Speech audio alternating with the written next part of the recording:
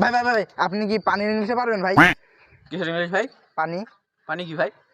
পানি যেটা মানুষ খায়। ভাই আমি ঢাকা থেকে এসেছি ভাই, ঢাকায় কোনো পানি নাই ভাই, কেন ভাই? কারণ ঢাকায় পানির খুব সংকট ভাই। ভাই ভাই ভাই ভাই আপনি কি পারবেন ভাই পানির ইংলিশ? জি ভাই, পানির ইংলিশ। ভাই আপনাকে দেখে অনেক স্মার্ট মনে হচ্ছে ভাই, আপনি আই এম অবশ্যই দ্য নো পারবেন। স্মার্ট। জি বলেন ভাই। আপনি কি পানির ইংলিশটা পারবেন? একটু দূরে, হ্যাঁ, কথা স্পষ্ট আসবে। ও পানির ইংলিশ দেন, আমার হাতে দিন এটা। আচ্ছা নেন। ধন্যবাদ। আই এম দ্য পানি, আই এম সরি, পানির ইংলিশ।